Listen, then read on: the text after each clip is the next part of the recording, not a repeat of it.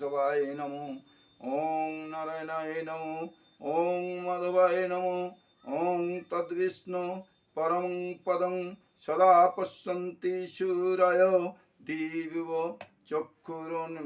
চক্ষুরাততম। আজ একাদশী, অন্নদা একাদশী। এই একাদশী আজ সবাই পালন করুন এবং এই একাদশী ব্রত খুব ভালো। এই ব্রত পালন করলে অনেক মঙ্গল হয় এবং সংসারে অনিষ্ট দূর হয়।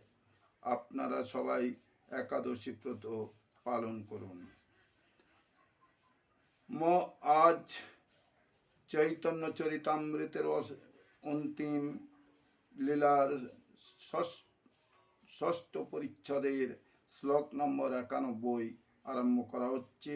আপনারা শ্রবণ করুন, করে একটি লাইক করবেন, শেয়ার করবেন এবং কমেন্ট করবেন, আর সেই সঙ্গে সাবস্ক্রাইব করে পাশের বেল আইকনটি অন করে রাখবেন, যাতে সমস্ত ভিডিওগুলো আপনারা দেখতে পান বা শুনতে পারেন। মহোৎসবে শুনি পশারি নানা গ্রাম হইতে, চিড়াদধিদে সন্দেশে কলা আনিল বেচিতে। মহোৎসব হচ্ছে শুনে নানা গ্রাম থেকে সমস্ত পশারিয়া চিড়া, দই, সন্দেশ, কলা ইত্যাদি নিয়ে সেখানে তা বিক্রি করতে এলো। যত দ্রব্য লয়ায় আসে সব মূল্য করি লয়, তার দ্রব্য মূল্য দিয়া তাহারে খাওয়ায়। যে যা নিয়ে এসেছিল রঘুনাথ দাস গোস্বামী তার সব দাম দিয়ে কিনে নিয়েছিলেন এবং তাদের কাছ থেকে কিনে তাদের ওই সেগুলি খাইয়েছিলেন। কৌতুক দেখিতে আইল যত জন, সেই চিড়া, দধি, কলা করিল ভক্ষণ। আর যারা সেখানে মজা করতে এসেছিল তাদেরও সেই চিড়া, দধি ও কলা খাওয়ানো হলো। ভোজন করে নিত্যানন্দ আজ মনে কইলা, চারি কুণ্ডির অবশেষ রঘুনাথে দিলাম। ভোজন করে নিত্যানন্দ প্রভু আজমন করলেন এবং রঘুনাথ দাসকে সেই 4টি কুণ্ডির অবশিষ্ট দিলেন। আর 3 কুণ্ডিকায় অবশেষ ছিল গ্রাসে গ্রাসে করি বিপ্র সব ভক্তি দিল। আর 3টি কুণ্ডিকায় যা অবশিষ্ট ছিল তা এক ব্রাহ্মণ একটু একটু করে সমস্ত ভক্তকে দিলেন।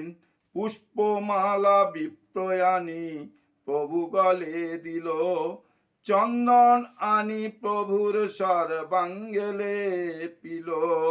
তারপর এক ব্রাহ্মণ একটি পুষ্পমালা এনে নিত্যানন্দ প্রভুর গলায় দিলেন এবং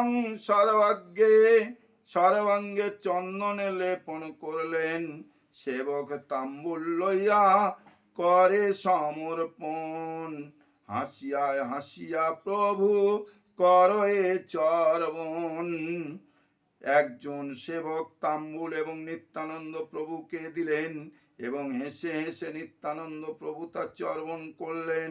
মালা, চন্দন, তাম্বুল শেষ যে আছিল, শ্রীহস্তে প্রভু তা সবারে বাটি দিল।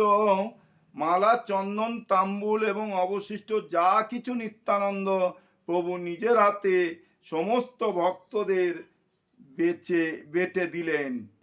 আনন্দিত রঘুনাথ প্রভুর শেষে পায়া, আপনার গণ সহ খাইলা বাটিয়াম।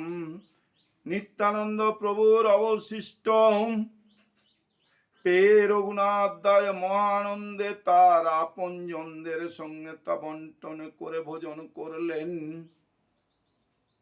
এই তো কহিলু নিত্যানন্দের বিহার, চিড়া, দধি মহোৎসব গ্রাম নামে খ্যাতি যার।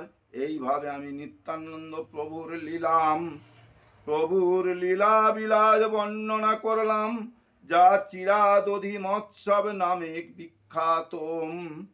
প্রভু বিশ্রাম কৈলাস